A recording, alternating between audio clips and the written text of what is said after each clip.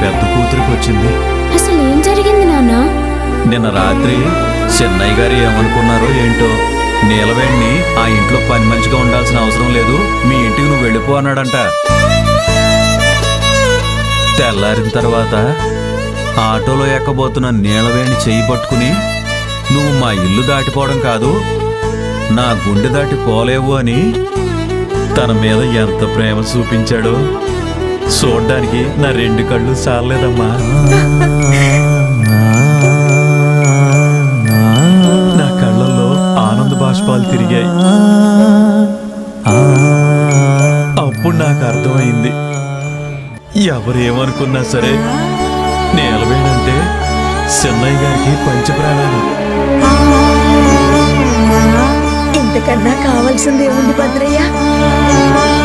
ఆడపిల్లని కంటికి రెప్పలా చూసుకునే మగాడే మొగుడు కావడం నీలవేణి చేసుకున్న పుణ్యం. కాదంబరి గారు కూడా తన నా ఇంటి కోడలిగా అంగీకరిస్తే ఇక తనకి ఏ బాధలు ఉండవు. అది కూడా ఎంతో దూరం లేదు. చెన్నయ్య గారు నీలవేణి బాగుండాలి, కలకాలం సంతోషంగా ఉండాలి, వాళ్ళకి ఎవరి దిష్టి తగలకూడదు.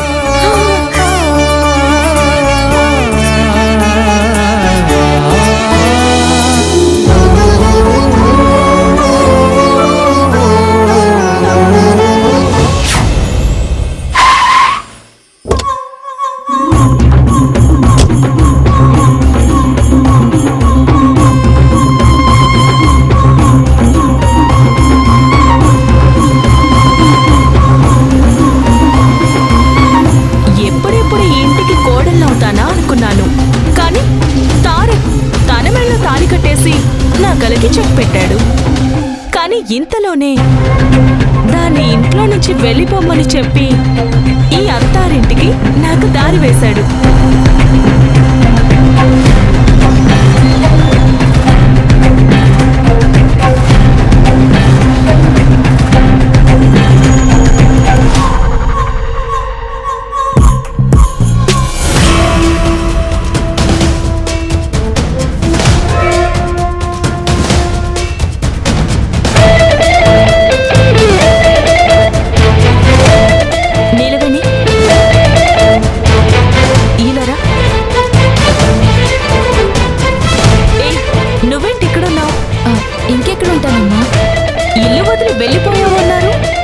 వెళ్ళిపోవాలనుకున్నా వెళ్ళనిస్తే కదా మేడం.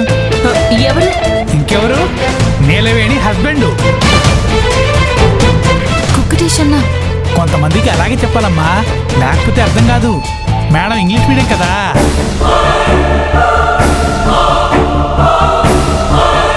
అదేం లేదు అమ్మా, నేను ఇంటికి వెళ్ళిపోవాలనుకున్నాను. మళ్ళీ తారక్ సార్ వచ్చి నువ్వు వెళ్ళొద్దు, ఇక్కడే ఉండాలని అడ్డుకున్నారు. రాత్రి ఆయనే వెళ్ళిపోమన్నారు, పొద్దున్నే వచ్చి వెళ్ళొద్దన్నారు. నాకేం అర్థం కావట్లేదు. నీకు అర్థం కాలేదు కానీ ఈ మేడంకి అర్థం ఏంటుందమ్మా.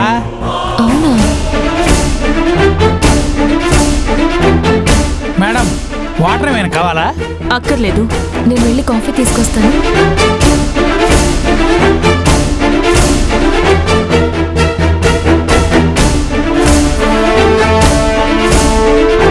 నీలవేణి ఇంట్లోంచి వెళ్ళిపోయిందని హుషారుగా వచ్చావు, డల్ అయిపోయారండి మేడం. తారక్ సార్ని నీలవేణిని ఆ దేవుడు కూడా విడదీయలేడు.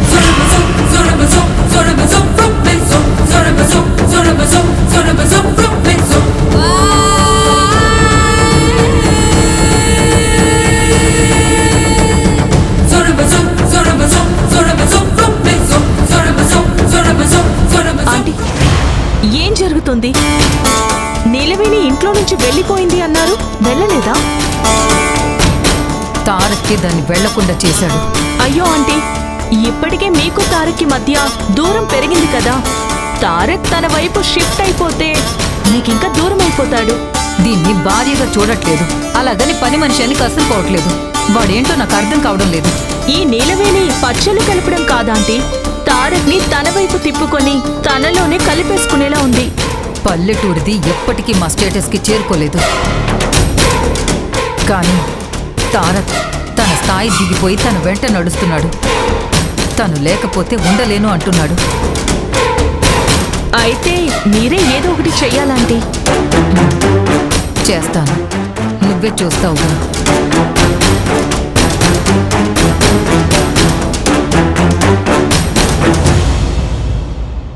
నీలవేణి వెళ్ళిపోతుంది, తారక్ని మనం గుప్పెట్లో పెట్టుకోవచ్చు అనుకున్నాం, కానీ తను వెళ్ళేలా లేదు. వెళ్ళకపోవడమే మంచిదిలే. అలా వెళ్తే అమ్మ అర్చనని మా తమ్ముడి జీవితంలోకి తీసుకొస్తుంది.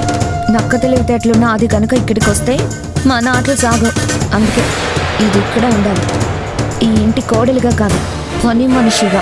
నిజమే. ఏంటి బావగారు, నేను రాగానే సైలెంట్ అయిపోయారు? ఏం చేస్తాం, కొంచెం బాధగా ఉంది. ఎందుకు? పాపం అత్తయ్యని ద్వేషించే తారక్ ఏదో ఒకరోజు అర్థం చేసుకుంటాడు అనుకున్నాం, కానీ నీలవేణికి దగ్గరయ్యే కొద్దీ అత్తయ్యకి తారక్ దూరం అవుతున్నాడు. ఇది ఇలాగే కొనసాగకూడదు. మా ఆయన చెప్పింది కరెక్టే అన్నా, చూస్తున్నావు కదా. తారక్ దాని చెయ్యి పట్టుకొని జీవితాంతం వదలను అన్నట్టుగా చెప్పాడు. అలా చెప్పాడా? చెప్పకపోయినా పర్లేదమ్మా, చెయ్యి తీసి తన గుండెల మీద పెట్టుకున్నాడు కదా. అక్కడే అర్థమవుతుంది తనని ఎంతలా ఆరాధిస్తున్నాడనేది. వాడు ఫ్రెండ్షిప్ చేస్తే ఎవరిని సామాన్యంగా వదులుకోడు కదా. గర్ల్ ఫ్రెండ్స్తో సరదాగా టైం పాస్ చేయడం వేరు, కానీ నీలవేణిని స్పెషల్గా చూస్తున్నాడు కదా. స్పెషల్ ఏముంటుంది? నా మీద కోపంతో దాని మెడలో తాళి కట్టాడు. నన్ను రెచ్చగొట్టడానికి దానికి దగ్గరైనట్టు కనిపిస్తాడు తప్ప దాని భార్యగా వాడెప్పుడు చూడలేదు. లేదమ్మా, మొదట్లో నువ్వన్నట్టుగానే స్టార్ట్ చేశాడు, ఇప్పుడు మారిపోయాడు. ప్రతి క్షణం నీలవేణి నీలవేణి అంటూ తననే కలవరిస్తున్నాడు.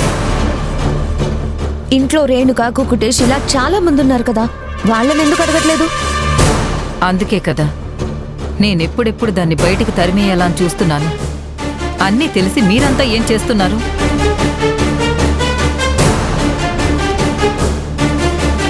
మనసు పెడితే మళ్ళీ ఈ గడప తొక్కను బాబోయ్ అని దండం పెట్టి పారిపోయేటట్టు చెయ్యాలి.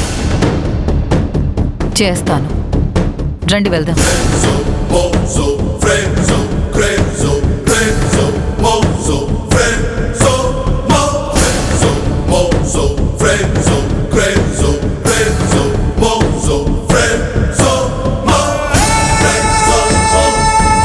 రే కుకుటేష్, రేణుకా, కుకుటేష్. వస్తున్నానమ్మా. అమ్మా చెప్పండి అమ్మా. మీరు సరిగ్గా వండట్లేదు, సరిగ్గా ఏ పని చెయ్యట్లేదు. ఈ రోజంతా ఇంటి పని వంట పని నీలవేణి చేస్తుంది. తన చేతి వంట కావచ్చు, తను చేసే పనులు కావచ్చు, మా ఆయనకి నా కొడుక్కి అందరికీ నచ్చుతాయి. చేస్తానమ్మగారు. పని మనుషులు ఈరోజు ఎవ్వరూ చేయరు. నువ్వే అన్ని పనులు చేసేసి ఎలా చెయ్యాలో చెప్తే వాళ్ళు తెలుసుకుంటారు. అలాగే అమ్మగారు.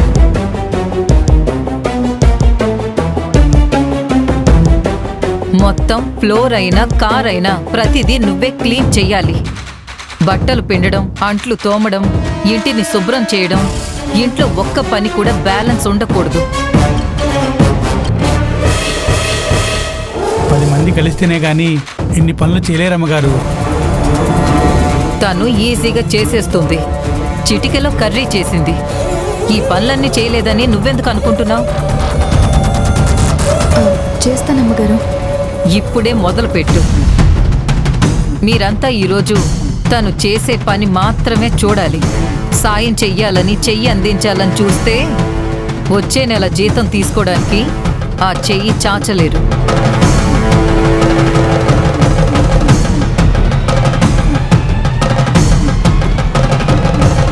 అలాగేనమ్మా.